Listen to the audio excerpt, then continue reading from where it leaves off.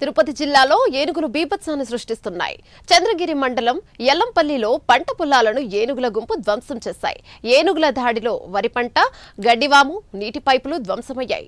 ఏనుగుల సంచారంతో స్థానికులు భయాందోళనకు గురవుతున్నారు. ఇక ఏనుగులను తరిమేందుకు అధికారులు, గ్రామస్తులు ప్రయత్నిస్తున్నారు.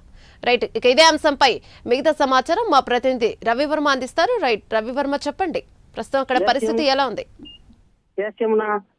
చిత్తూరు జిల్లాలో కొంచెం తరచూ జరుగుతా ఉంది.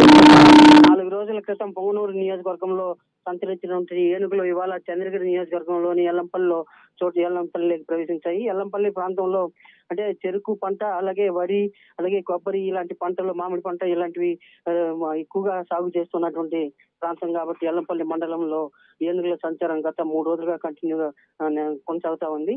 ఈ ఏనుగుల సంచారం కారణంగానే అక్కడ ఉన్నటువంటి వరి పంట నాశనం చేయడమే కాకుండా అరటి తోటలు, అలాగే కొబ్బరి తోటలు, అలాగే ఈ టమాటా పంటను కూడా తీవ్ర నాశనం అయితే చేస్తున్నాయి.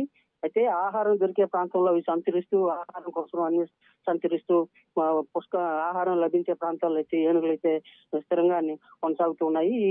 గత 3 రోజులుగా యల్లంపల్లి ప్రాంతంలో, చంద్రగిరి నియోజకవర్గం యల్లంపల్లి ప్రాంతంలో కంటిన్యూగా ఉండడంతో అక్కడ స్థానికులందరూ కూడా భయాందోళనకు గురవుతున్నారు.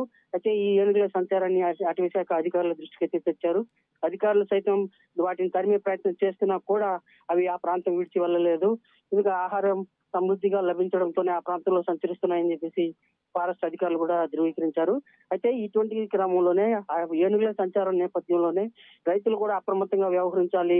రాత్రుల్లో పంట పొలాల వద్దకు వెళ్ళరాదని చెప్పేసి, ఒకవేళ వెళ్ళినా కూడా ఎరుపు, తెలుపు రంగులతో కూడినటువంటి దుస్తులు వేసుకోరాదని చెప్పేసి ఫారెస్ట్ అధికారులు అయితే సూచనలు అయితే చేశారు. ఆ మేరకు అప్రమత్తంగా వ్యవహరించాలని చెప్పేసి ఫారెస్ట్ అధికారులు అయితే పేర్కొంటున్నారు.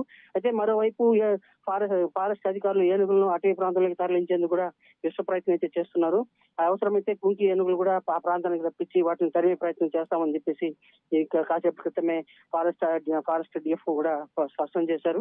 అయితే గుంపులో 7 పెద్ద ఏనుగులు, 2 గున్న ఏనుగులు ఉండడంతోనే ఆహార సమస్య కారణంగానే అవి తరచూ యల్లంపల్లికి వస్తున్నాయని చెప్పేసి కూడా అధికారులు అయితే స్పష్టం చేశారు. రైతులందరూ కూడా అప్రమత్తంగా వ్యవహరించాలని చెప్పి కూడా, అప్రమత్తతో ఉండాలని చెప్పి కూడా ఫారెస్ట్ అధికారులు సూచించారు. యమున.